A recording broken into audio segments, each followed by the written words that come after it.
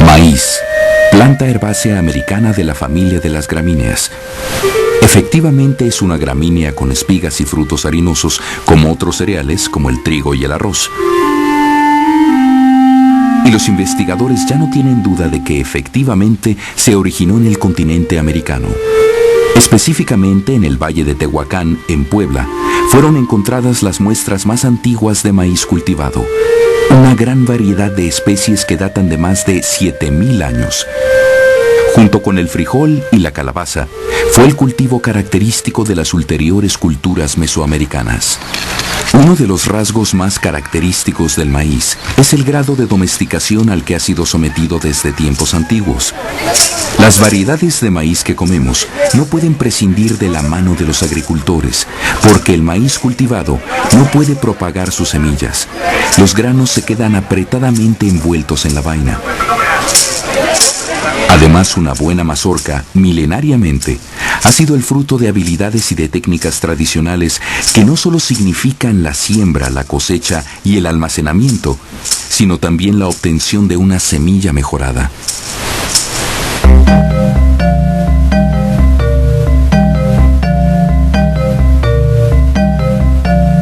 Como una aportación de Mesoamérica al mundo, actualmente el maíz se cultiva y se consume en numerosos países de todos los continentes. Se puede decir que todo el mundo come maíz o lo utiliza en diversas industrias. Sin embargo, esta planta ha formado parte esencial del desarrollo de la cultura mexicana durante siglos, como alimento y como símbolo complejo de identidad. Pero el gran tema del maíz no se puede ver como un mero asunto iconográfico.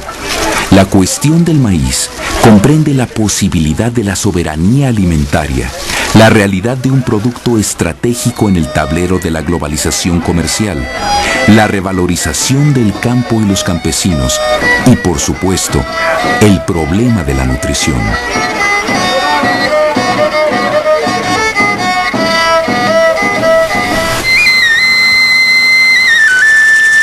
Según la hipótesis científica más firme, la mayoría de las variedades de maíz que ahora conocemos se derivan del teocintle.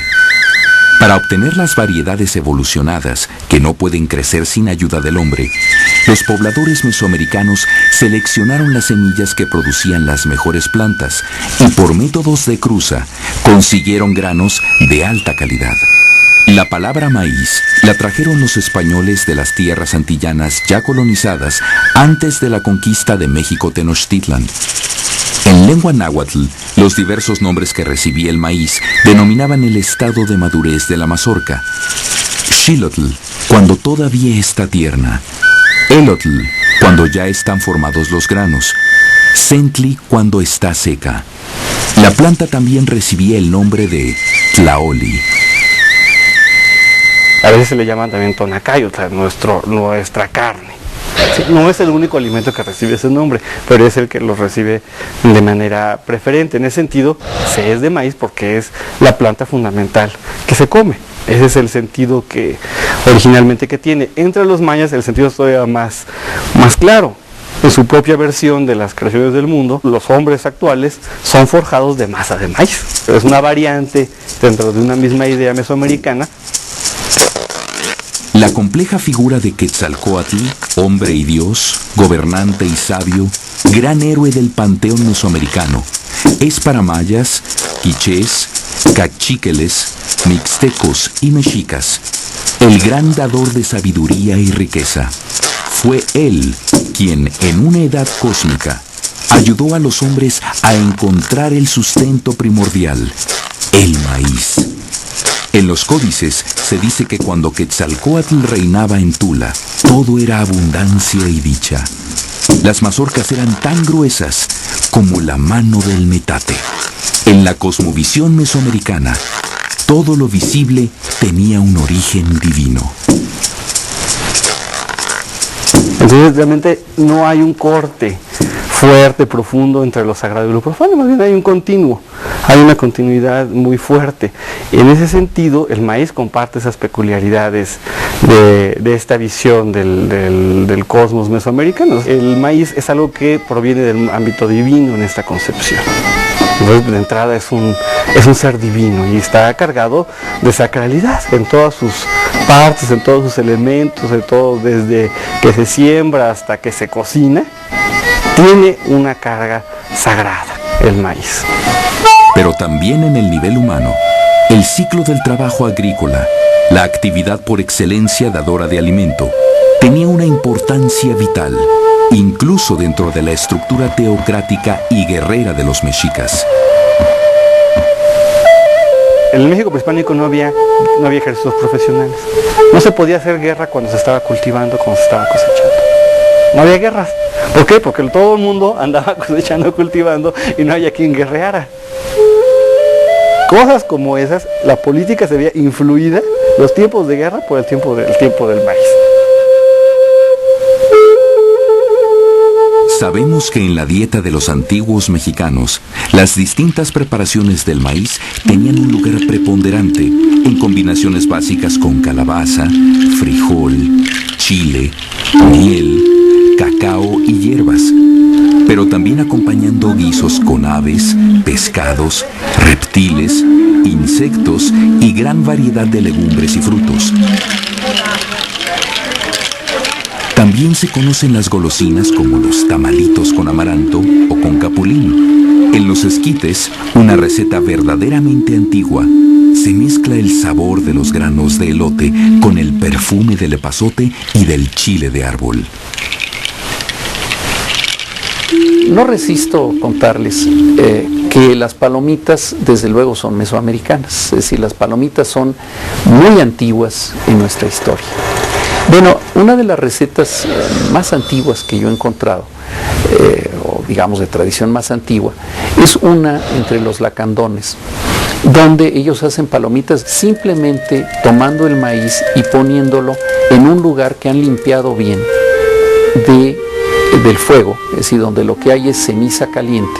Depositan ahí el maíz y con el calor, digamos, de lo que llamamos comúnmente el rescoldo, el maíz tiene suficiente para comenzar a tronar. Y yo me imagino a los niños mesoamericanos haciendo esto y atrapando las palomitas en el aire y comiéndoselas muy contentos.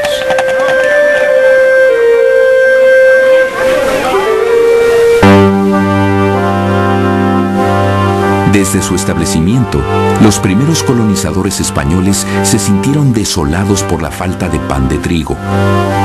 De ello da fe un documento de 1529, apenas 8 años después de la caída de Tenochtitlan.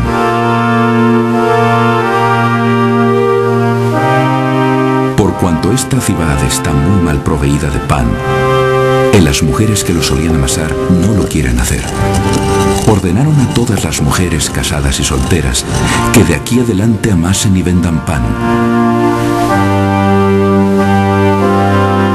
Y aquella mujer que se rehusara tendría esta pena. Si fuere soltera, le sean dados 100 azotes públicamente, y si fuere casada, esté presa ella y su marido hasta que lo hagan. No es seguro que estos castigos hayan sido generalmente impuestos, pero se evidencia en esto la irreemplazable importancia que tenían las costumbres europeas y su vital trasplante a las tierras conquistadas. Desde el momento en que los españoles ganan el control, se van a volver el grupo dominante, y con ello la cultura se va a volver la dominante. Se va a tratar de desprestigiar, digamos, al maíz en aras de resaltar la superioridad del grano, pero también de toda la cultura que representa. ¿Sí?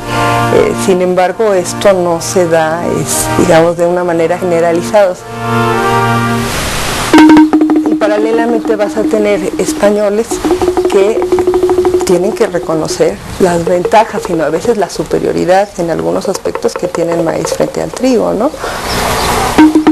Aunque en Mesoamérica el cultivo del maíz ya era eficiente y la producción y el abasto solo tenían como enemigo principal al clima, La aportación de los europeos significó nuevos aparejos de labranza, animales de tiro, utensilios de hierro y, de manera notable, un comercio intenso con otras partes del orbe.